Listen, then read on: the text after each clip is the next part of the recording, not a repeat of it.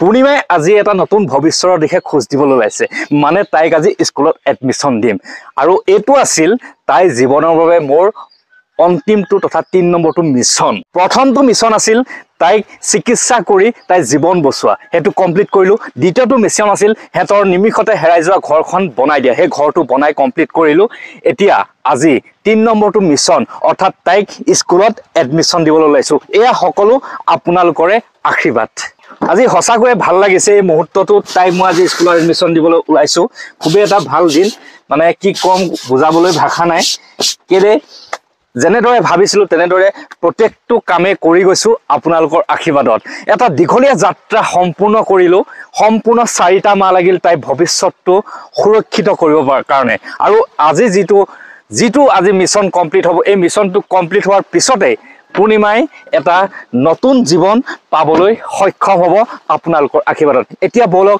স্কুললৈ যাওঁ ভগৱানক চিন্তা কৰি আপোনালোকৰ আশীৰ্বাদ লৈ যাব ওলাইছো তাইক নতুন স্কুলত এডমিশ্যন দিবৰ বাবে আৰু পূৰ্ণিমা বহি লৈছে লগত মাকো ওলাইছে হসাকৈ এটা বেলেগ এটা ক্ষণৰ আজি সাক্ষী হ'ম সকলো আপোনালোকো হ'ব কাৰণ আপোনালোকে আজি 4টা মাহে মোক সাপোৰ্ট কৰি আহিছে পূৰ্ণিমাক সাপোৰ্ট কৰি আহিছে যাৰ সাপোৰ্টৰ ফলত আজি এটা মিছন সফলতাৰে সম্পূৰ্ণ কৰি যাবলৈ সক্ষম হৈছো আৰু ফাইনালি পাই গলো পূৰ্ণিমা যত ভৱিষ্যত গঢ় দিবলৈ আনিছো ব্ৰহ্মপুত্ৰ জাতীয় বিদ্যালয় ইয়াৰ পৰাই তাই এটা নতুন জীৱন নতুন ভৱিষ্যত গঢ় দিব পূৰ্ণিমাই আজিৰ পৰা নামি আহা পূৰ্ণিমা আহি যা তোৰ আজিৰ পৰা এখন নতুন স্কুল হ'ব ব্ৰহ্মপুত্ৰ জাতীয় বিদ্যালয় এয়া দেখিছে ছাত্ৰ ছাত্ৰী গৈ আছে তাই আজিৰ পৰা তেওঁলোকৰ লগত পঢ়িব এখন সুন্দৰ স্কুলত তাইক আজি এডমিশ্যন দিবলৈ আনিছো আৰু মোৰ 3 নম্বৰ মিছনটো সম্পূৰ্ণ কৰিবলৈ আহিছো বল পূৰ্ণিমা আজি কেনেকুৱা লাগিছে ক স্কুললৈ আহিছ এই বহুত দিন স্কুল ক্ষতি কৰিলে বহুত দিন মানে স্কুল তই নগলি আৰু ন আজি প্ৰথম আজি স্কুল আহিছ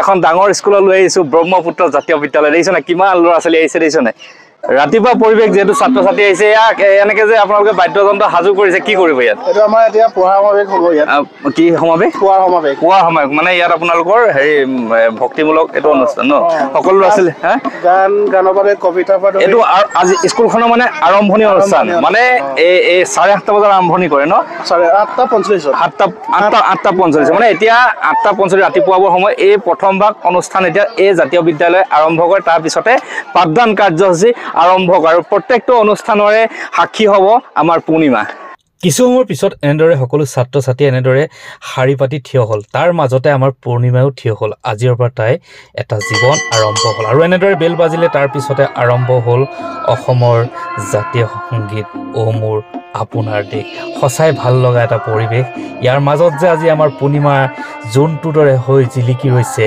সেই দেখি মই খুব ভাল লাগিছে অলপমান লাজ কৰিছে যিহেতু তাই প্ৰথম কিন্তু মোৰ বিশ্বাস আছে পূৰ্ণিমাৰ জীৱন উজ্বলি উঠিব আৰু এনেদৰে আজি পুৱাৰ সমাৱেশ সমাপ্ত কৰিলে আৰু পূৰ্ণিমাক আদৰিবলৈ এই ব্ৰহ্মপুত্ৰ জাতীয় বিদ্যালয়ৰ এগৰাকী শিক্ষয়িত্ৰী তেওঁ তাইলৈ সকলো কিতাপখিনি আগবঢ়াইছে ধন্যবাদ জ্ঞাপন কৰিছো এই মানৱীয়তা যাত্ৰাত তেওঁ আজি সাৰথি হ'ল পূৰ্ণিমাৰ বাবে বহুজনে সহায় কৰিলে আজি এই বাইদেৱে তাই শিক্ষাৰ ক্ষেত্ৰত এনেদৰে কিতাপ দি তাই জীৱনটো উজ্জ্বল কৰিবলৈ চেষ্টা কৰিছে ধন্যবাদ জ্ঞাপন কৰিলো বাইদেউ থেংক ইউ এটা কৈ দে বাইদেউ থেংক ইউ বুলি পূৰ্ণিমা এনেদৰে আগবাঢ়ি যাওক সকলোৱে ছাপোৰ্টত তাকে কামনা কৰি আজি ব্ৰহ্মপুত্ৰ জাতীয় বিদ্যালয়ত তাইক লৈ আনিছো বিশ্বাস আছে এইসকল শিক্ষক শিক্ষয়িত্ৰীৰ ওপৰত যাতে তাই ভৱিষ্যতটো মই যেনেদৰে ভাবিছো তেনেদৰে উজ্বলাব এওঁলোকে এয়া প্ৰথম পদক্ষেপ তেওঁলৈ কিতাপ আগবঢ়াই তাই ভৱিষ্যতৰ উজ্জ্বল ভৱিষ্যতলৈ আদৰণি জনালে ভাল লাগিছে স্কুলখনৰ বাতাবৰণত আহি মানে খুব সুন্দৰ ডিচিপ্লিনৰ মাজেৰে সকলোবিলাক কাম কৰে এটা সুন্দৰ এটা ইয়াত ক্লাছ বুলি ক'ব লাগিব ভাল লাগিছে না তো পূৰ্ণিমা দেখিছ কি ধুনীয়াকৈ গান গায় কথা কয় হয় নাই তই আগৰখন স্কুলত পাইছিলি নি এনেকুৱা নাই পোৱা প্ৰথম পাইছ ন তোৰ মনটো ভাল লাগিছে নাই কচোন আৰু বাইদেউ তোক যে কিতাপ দিলে ন নতুন কিতাপ তই পঢ়িব লাগিব মায়ে লৈ আছে তোৰ কিতাপ দেই তই পঢ়িব লাগিব আৰু অলপ দেৰি পিছতে পূৰ্ণিমাৰ এডমিশ্যন হৈ আছে আৰু এটা কথা দেখাইছো যিখন জাতীয় বিদ্যালয় এইখন তাৰ পৰিৱেশটো খুবেই ভাল আৰু এয়া সম্পূৰ্ণ বাঁহেৰে কাম চলি আছে এইটো কি বনিব পবিত্ৰ এইটো আচলতে অংকুৰ প্ৰাকৰ কাৰণে হয় এটা মুকলি ঘৰ মানে ন মুকলিকে মানে ক্লাছটো ল'ব পাৰিব। হয় হয় আৰু ই মানে মই কৈছিলো আগতে পবিত্ৰ তাইত যদি চিনি পাইছে ই মানে আপোনাৰ যিকোনো শিল্পৰ লগত জড়িত বাঁহৰ হওক কাঠৰ হওক যিকোনো আৰ্ট হওক সকলো লগতে জড়িত আৰু সকলো আৰ্টিষ্টিক মাইণ্ডে এই কামটো কৰিছে সুন্দৰ হৈ যাব। আৰু সকলোতকৈ ডাঙৰ কথা ইমান এটা ভিতৰৰ অঞ্চলত থকা এখন স্কুলত ছাত্ৰ ছাত্ৰীৰ বাবে হোষ্টেল বনাইছে। এখন হোষ্টেল ডাঙৰকে বনাইছে প্ৰায় 10-12টা ৰুম জোৰা এখন হোষ্টেল হ'ব। ইয়াত ছাত্ৰ ছাত্ৰীয়ে কেৱল অধ্যয়নে নহয় ইয়াত থাকি ল'ব পাৰিব। বহুত দূৰ দূৰণিৰ পৰা আহি ইয়াত থাকি ল'ব পাৰিব। মানে শিক্ষা ব্যৱস্থাটো বেলেগ এটা পৰ্যায়লৈ নিব বিচাৰিছে এই ব্ৰহ্মপুত্ৰ জাতীয় বিদ্যালয়লৈ। এয়া হ'ল ব্ৰহ্মপুত্ৰ জাতীয় বিদ্যালয়ৰ প্ৰধান শিক্ষক নিপেন বৰা ছাৰ আৰু এয়া সহ শিক্ষয়িত্ৰী মনুমতি নৰা বাইদেউ। এওঁলোকে আজিৰ পৰা আৰু ইয়াত সৰ্বমুঠ 17 গৰাকী শিক্ষক শিক্ষয়িত্ৰী আছে ন। আৰু তেওঁলোকৰ তত্ত্বাৱধানতে আজিৰ পৰা পূৰ্ণিমাৰ শিক্ষা ব্যৱস্থাটো ইয়াৰ পৰা আগুৱাই যাব। আপোনালোকক ধন্যবাদ জ্ঞাপন কৰিছোঁ আপোনালোকে এইখিনি সঁহাৰি জনোৱাৰ বাবে। আৰু এই পূৰ্ণিমাৰ সমস্ত পঢ়া দায়িত্ব বহন কৰিছে বা লৈছে প্ৰয়াস অধ্যয়ন কেন্দ্ৰ। আৰু এই ক্ষেত্ৰত এজন মহান ব্যক্তিৰ নাম ল'ব লাগিব। তেখেতৰ নাম হ'ল সোণেশ্বৰ নৰদেৱ। তেখেতে এই জাতীয় বিদ্যালয়ত তাইক এডমিশ্যন দিয়াৰ কথা ক'লে আৰু প্ৰয়াস অধ্যয়ন চক্ৰৰ অধীনত তাইক ক্লাছ 10 মেট্ৰিক কৰা পৰ্যন্ত তাইক পঢ়াৰ সমস্ত দায়িত্ব লৈছে। ধন্যবাদ বাইদেউ। আপোনালোকেও ধন্যবাদ। হয় হয় এইখিনি সুযোগ আমি পোৱাৰ কাৰণে আমি সৌভাগ্য বুলি ধৰি লৈছো। পূৰ্ণিমাক আমি আপোনালোকে সহায় সহযোগ কৰিব। আমাৰ বিদ্যালয়ৰ ফালৰ পৰা কোনো অসুবিধা আমি নিদিওঁ বুলি আমি কথা দিছো। আৰু প্ৰত্যেক ক্ষেত্ৰত আমাৰ অভিভাৱক ফালৰ পৰা আমাৰ সহায় সহযোগিতা লাগিব। ধন্যবাদ। এয়া বাইদেউ এয়া আপোনাৰ এডমিশ্যন প্ৰক্ৰিয়া চলি আছে। আপোনাৰ নামটো কি আছিলে বাইদেউ?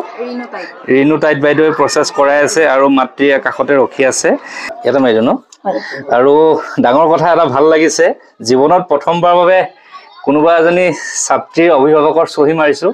তাই মাতৃয়ে চহী যিহেতু নাজানে সেইবাবে অভিভাৱকৰ স্থানটো মই লৈ মই চহী মাৰি দিছোঁ। সঁচাকৈ গৌৰৱ অনুভৱ কৰিছোঁ এনেদৰে অভিভাৱকৰ দায়িত্ব ল'ব পৰাৰ বাবে। এয়া হ'ল 5ম শ্ৰেণী। এতিয়া পূৰ্ণিমা তাই মানে মন্দিৰ বুলি কৈছোঁ। এয়া হ'ল তাইৰ বাবে মন্দিৰ কাৰণ ইয়াত তাই ভৱিষ্যত জড়িত হৈছে। পূৰ্ণিমা এটা সেৱা কৰি ল কৃষ্ণ।